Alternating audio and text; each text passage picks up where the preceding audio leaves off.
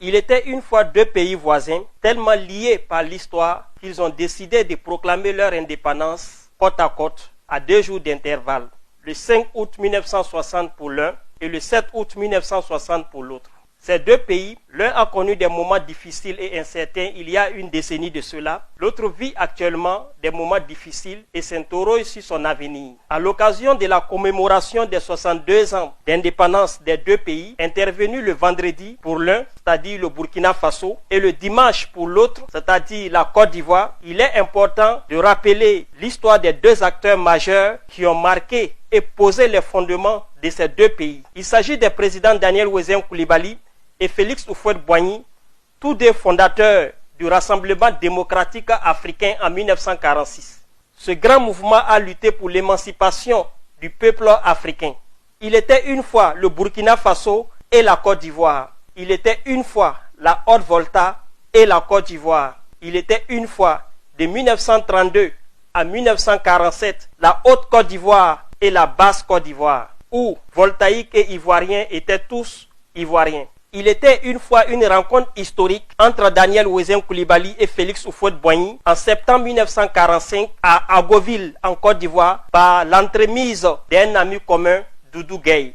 Ce jour-là, le médecin de 40 ans Félix Houphouët-Boigny sollicite le soutien de l'enseignant de 36 ans Daniel Wezen Coulibaly pour sa candidature à l'Assemblée nationale française, pour le compte de la Haute-Côte d'Ivoire et de la Basse-Côte d'Ivoire.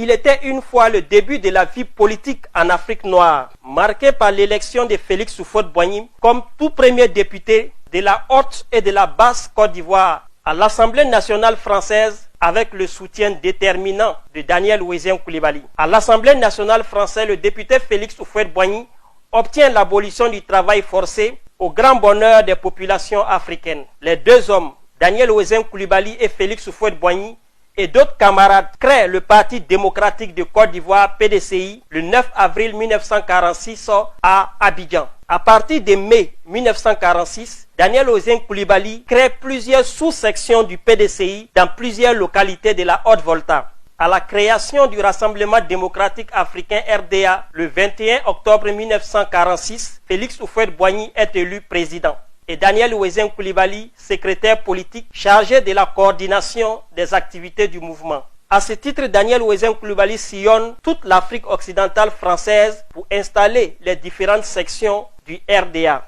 Daniel Wezen Coulibaly est au Soudan, actuel Mali, pour positionner Modibo Keïta, qui deviendra le premier président du Mali. Daniel Wezen Coulibaly est en Guinée-Conakry pour positionner Ahmed Sékou Touré, qui deviendra le premier président de la Guinée. Daniel Wezen Coulibaly est au Niger pour positionner Amani Diori, qui deviendra le premier président du Niger.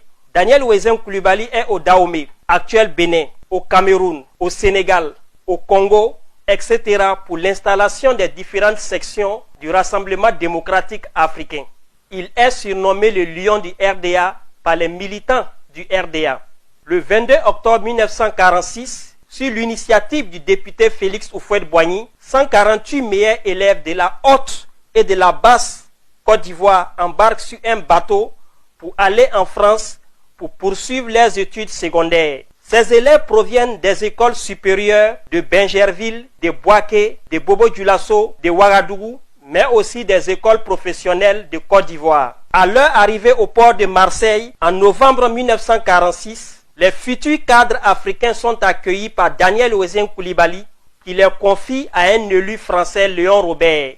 Ce dernier va organiser le placement des enfants dans les écoles françaises. Parmi ces enfants qui deviendront des responsables plusieurs années après, nous retenons deux noms, Marie-Thérèse Brou et Abdoulaye Sawadogo. Marie-Thérèse Brou deviendra Marie-Thérèse Houphouët-Boigny, première dame de Côte d'Ivoire de 1960 à 1993. Abdoulaye Sawadogo deviendra ministre de l'Agriculture de la Côte d'Ivoire du 23 septembre 1968 au 27 juillet 1977.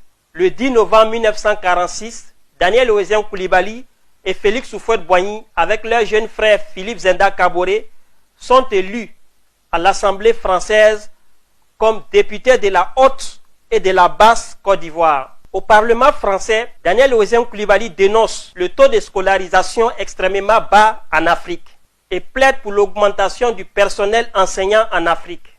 Il plaide pour la gratuité des soins pour les invalides des territoires d'outre-mer et pour l'égalité des soldats des troupes d'outre-mer et des troupes métropolitaines. Lorsque la Haute-Volta est rétablie le 4 septembre 1947, Daniel Ouzin Coulibaly choisit de rester député de la Côte d'Ivoire. Mais il reste très actif en Haute-Volta car de son avis, le combat qu'il mène est panafricain. Le 20 décembre 1947, Daniel Ouzin Coulibaly préside à Bobo-Dioulasso un congrès du RDA.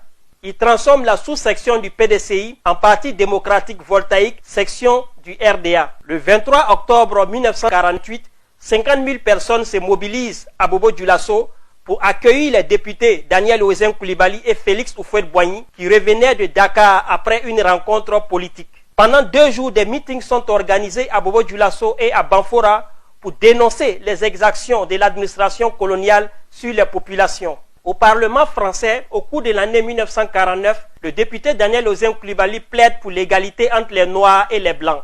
Il plaide pour l'égalité des pensions des invalides de guerre d'outre-mer et pour une plus grande proportion d'officiers africains. Le 27 septembre 1955, au cours d'une réunion du comité de coordination du RDA à Bamako au Mali, Daniel Ouzin Coulibaly s'adresse à ses compagnons de lutte, Modibo Keïta, Sékou Touré, Mamadou Konaté, Jean-Baptiste Moké, en ces termes, et je cite: « Notre grand mouvement d'émancipation n'a pas à avoir peur. Il a déjà traversé des tempêtes sans sombrer parce qu'il porte la boussole de l'Afrique et qu'il plane au-dessus du mesquin. » Fin de citation. En 1956, des acteurs politiques voltaïques, notamment Gérard Kango Ouédraogo et Joseph Konombo, se rendent en Côte d'Ivoire pour réclamer le retour de Daniel Ouzin Coulibaly sur la scène politique voltaïque. Face à cette réclamation insistante, Daniel Ouzin Coulibaly répond, et je cite: « J'ai été élu en Côte d'Ivoire à un moment donné où mon pays faisait partie intégrante de la Côte d'Ivoire. En Haute-Volta, le gouverneur Mouragues a empêché toute voix libérale de s'exprimer. Et depuis, la Côte d'Ivoire a accepté de me donner un mandat de député, de sénateur, de conseiller territorial. Ce sera ingrat aujourd'hui de ma part d'aller dire à la Côte d'Ivoire, maintenant que d'autres horizons se présentent, je vais partir.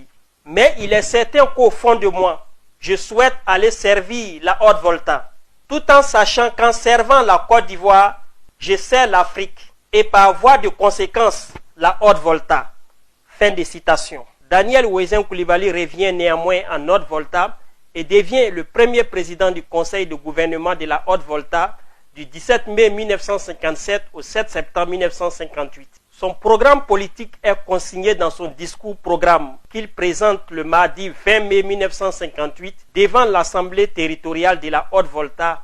Dans ce programme, il écrit, et je cite: « Dans un pays comme le nôtre, situé à la limite de la zone sahélienne, le premier problème à résoudre est celui de l'eau. Si l'eau jaillit, la vie apparaît. » Fin de citation. Ce discours-programme reste plus que jamais d'actualité dans le Burkina Faso d'aujourd'hui, qui est à la recherche de ses repères, et les acteurs politiques actuels gagneraient à s'en inspirer. À son décès le 7 septembre 1958, le président Daniel Ouzin Coulibaly reçoit des funérailles nationales au Burkina Faso, à Ouagadougou le 14 septembre 1958 et à Bobo-Dioulasso le 15 septembre 1958.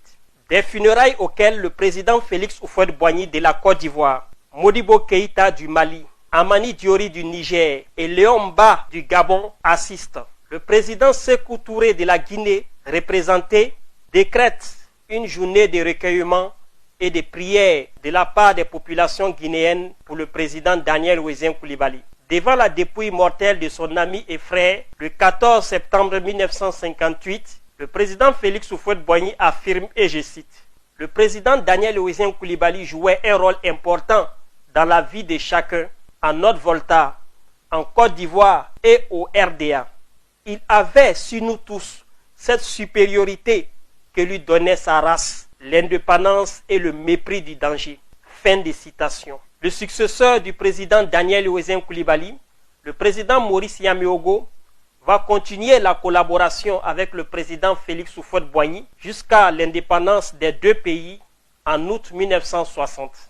Dans son oraison funèbre, le 15 septembre 1958 à Bobo-Dioulasso, Maurice Yameogo affirme que le président Daniel Oessien Coulibaly continuait de diriger son gouvernement sur son lit d'hôpital. Le président Maurice Yameogo affirme que le 2 septembre 1958, le président Daniel Oessien Coulibaly leur posa des questions sur l'état d'avancement des travaux de construction de l'hôpital de Ouagadougou, sur l'édification de la radiodiffusion de la Haute-Volta et sur les démarches auprès du bureau minier de la France d'outre-mer en vue des études sur le terrain. À l'inauguration de la radio Volta le 25 octobre 1959, le président Maurice Yameogo a rappelé que c'était la réalisation d'un projet de son illustre prédécesseur, le président Daniel Oessien Coulibaly. Bonne fête d'indépendance au peuple burkinabé et au peuple ivoirien dans le souvenir de ce passé commun et dans la vision d'un avenir panafricain pour l'intérêt de tous.